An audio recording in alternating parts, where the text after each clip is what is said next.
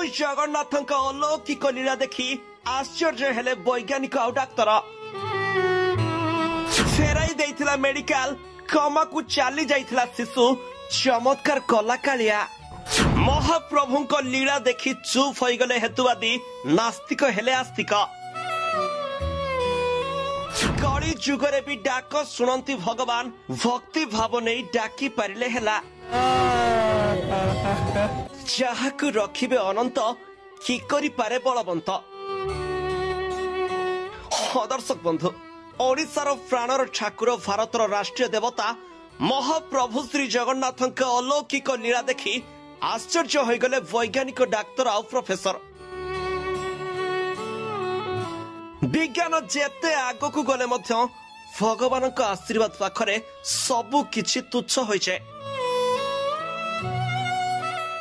ठीक जेमिति वैज्ञानिक माने जेते चाहिले मध्य सूर्य को घड़ाई पारिबे नाही कि चंद्र को लुचाई रखी पारिबे नाही, ठीक सेमिति विज्ञान जेते आगकू गले मध्य मनुष्य को अमर करि पारिबो नाही। अमर कथा छाड़ंतु मनुष्यर आयुष को गोटे मुहूर्त भी बढ़ाई पारिबो नाही, किंतु भगवान पाखरे सब संभव।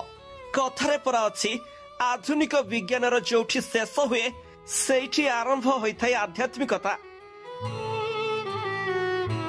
तेबे दर्शक बंधु थरे भल करी नजर पकांतु ए दृश्य को। बापाटी केमिति तार कुन्नी पिला को कोଳରେ धरी महाप्रभु श्री जगन्नाथଙ୍କ श्रीमंदिर आगरे गुहारी करुछि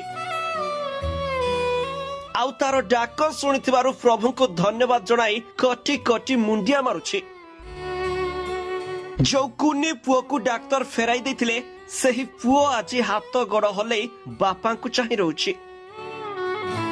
जहाकू फेराई देथिला मेडिकल आउ कमा को चली जाइथिला शिशु किंतु चमत्कार कले बड़ ठाकुर। तबे गत 8 तारिख रे राजस्थान रु कमा अवस्था रे निज छुआ को बापा प्रकाश भई श्रीमंदिर आनिथिले। सेठरे 22 पाहाच पाखे पुओ निखिल को गोड़ाई देथिले। मारिले मारिबो तमे रखिले रखिबो तमे कही प्रभुको शरण पसिथिले। आउ महाप्रभुको ठारे शरण पसिबा परे एबे कुन्नी पुओटी धीरे धीरे सुस्थ होइछि।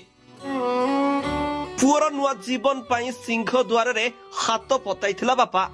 मासटे भी पुरिनी हटिया ठाकुर पुणी ता लीला देखाइछि। आउ कमारे थिबा पुओ को चल प्रचल हेबा पई ता देहरे शक्ति भरी दैछि कालिया। हेले कथारे अछि ना जोठी डाक्तरी पाठ हारी जाए सेठी साहा हुए जगतर ठाकुर जगन्नाथ। ता पाखरे शरण पसिले को भक्त भी निराश होई फेरिनी आउ आज भी निराश होइनी बापा। कालिया शांत आउ पुरी ठाकुरଙ୍କ महिमा ऊपर भरोसा करी राजस्थान रु धाई आसिथिले। तेबे किछि दिन तळे सिंह द्वार सामने रे बसी भ भ होई कांदुथिले। आउ 8 वर्षर पुओ को भल करि देबा पई ठाकुरଙ୍କ पाखरे गुहारी करथिले।